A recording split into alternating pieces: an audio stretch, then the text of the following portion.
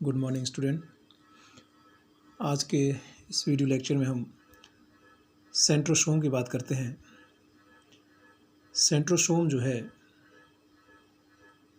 एक cell organelle है और इसकी खोज बोवेरी ने की थी 1888 में। सेंट्रोसोम जो है ये जो है हायर प्लांट्स की सेल जो है उनमें एब्सेंट होता है, एनिमल सेल्स के अंदर प्रेजेंट होता है। इसके अलावा प्रोटोजोन्स में, कुछ प्रोटिस्ट्स में और कुछ फंजाई में जो है सेंट्रोसोम पाया जाता है।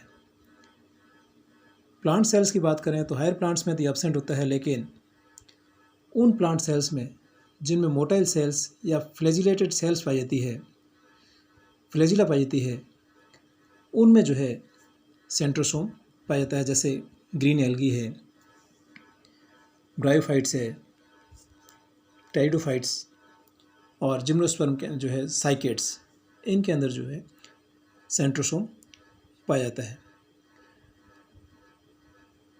एक सेल्स में जनरली एक सेंट्रोसोम होता है और सेल डिवीजन के समय ये डिवाइड होकर के और दो ग्रेन्युलर स्ट्रक्चर में कन्वर्ट हो जाता है, जिसे सेंट्रियोल कहते हैं।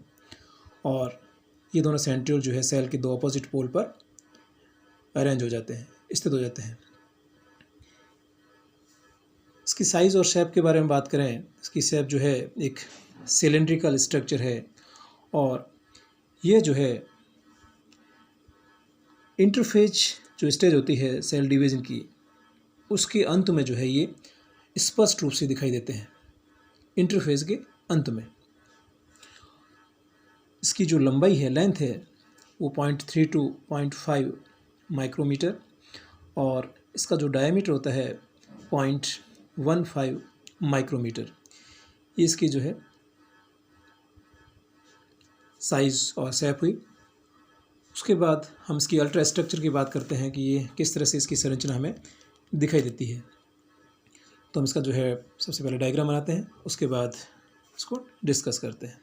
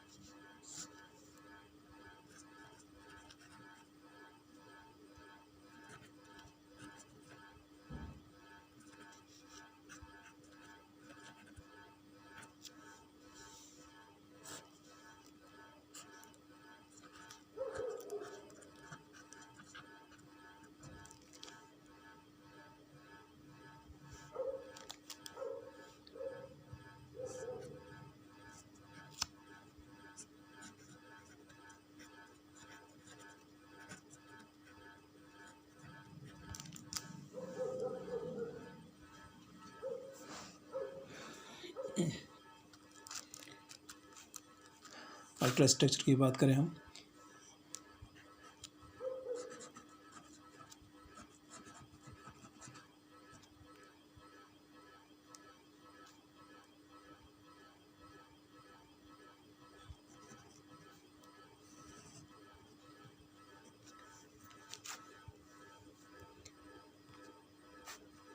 अब सेंट्रोसोम की बात करें। सेंट्रोसोम में जो है ये सेंट्रोसोम की स्ट्रक्चर है, और एक सेंट्रोसोम में जो है 2 सेंट्रियोल पाए जाते हैं।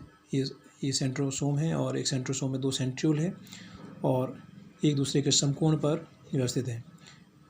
और इन दोनों सेंट्रियोल को हम कंबाइंडली जो है डिप्लोसोम कहते हैं। और ये दोनों डिप्लोसोम्स जो है एक दूसरे के समकोण पर व्यवस्थित होते हैं। इनके चारों ओर एक विशेष प्रकार का जो है एरिया पाया जाता है। डिप्लोसोम के चारों common specialized part of cytoplasm, जैसे कहते हैं सेंट्रोस्फीयर पाया जाता है। इस सेंट्रोस्फीयर को हम काइनोप्लाज्म के नाम से जानते हैं।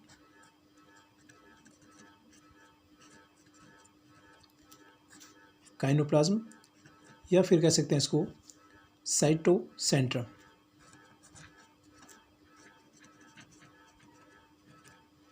साइटोसेंट्रम।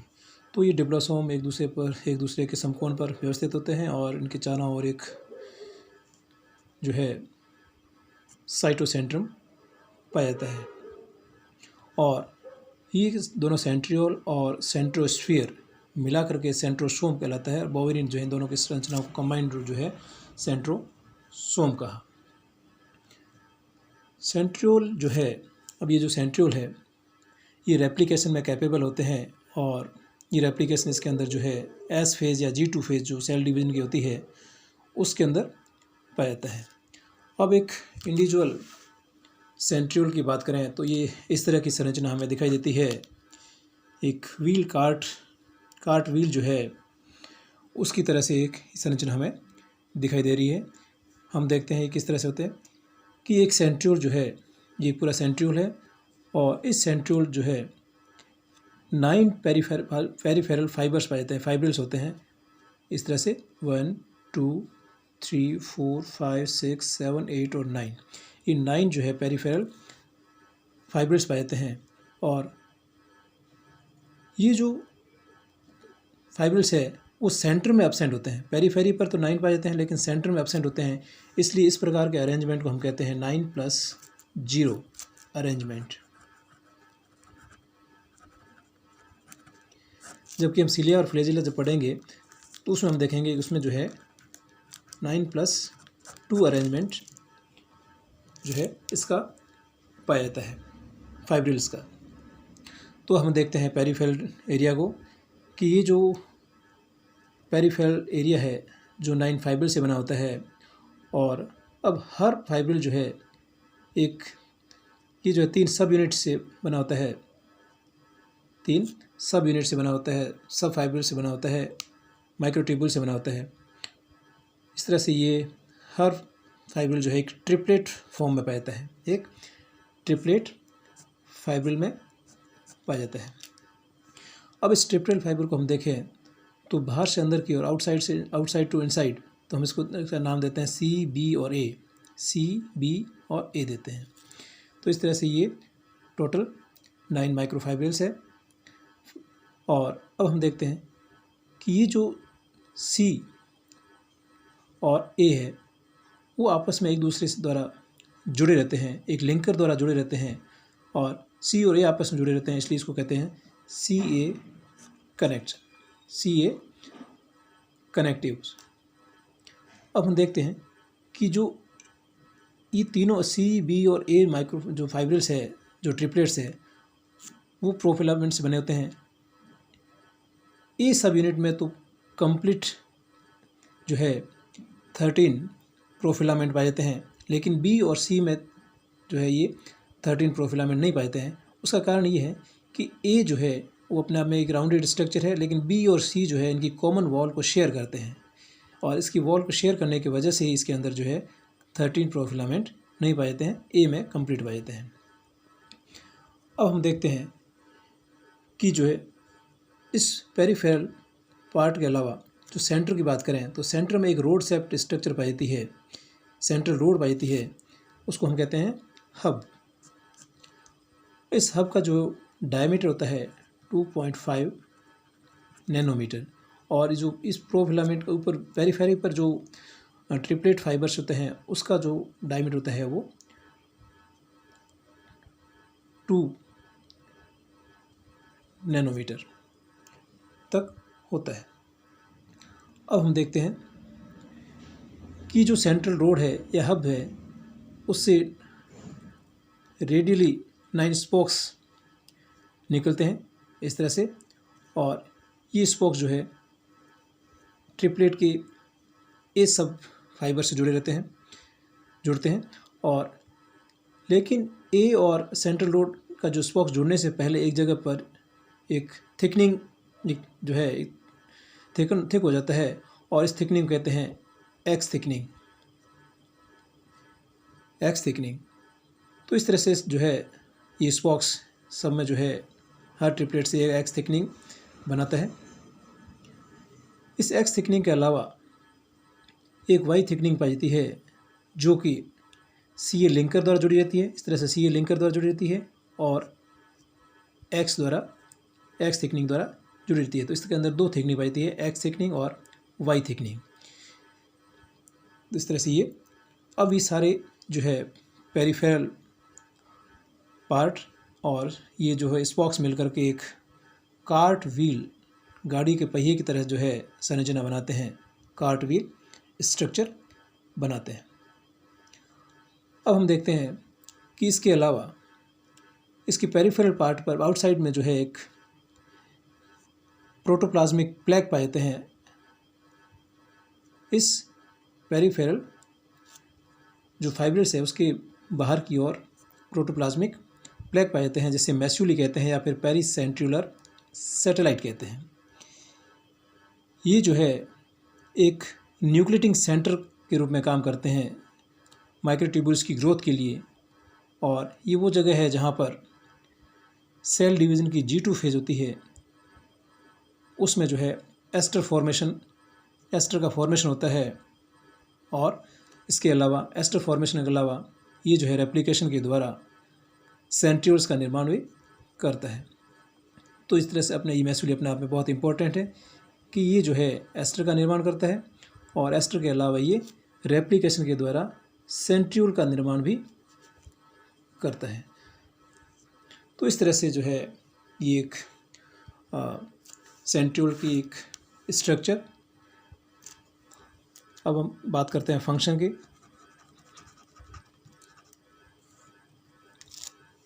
फंक्शन की बात करते हैं कि जो जो है ये सेंट्रोसोम वो क्या काम करता है।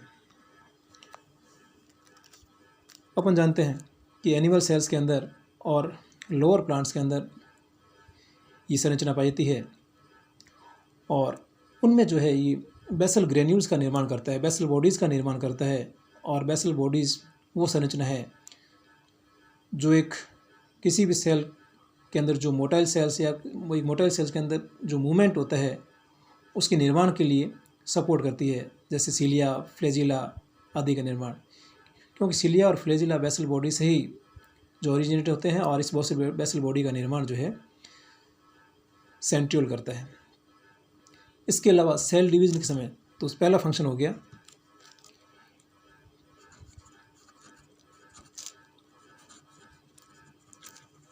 बेसल ग्रेन्यूल्स, और बेसल ग्रेन्यूल से फिर जो है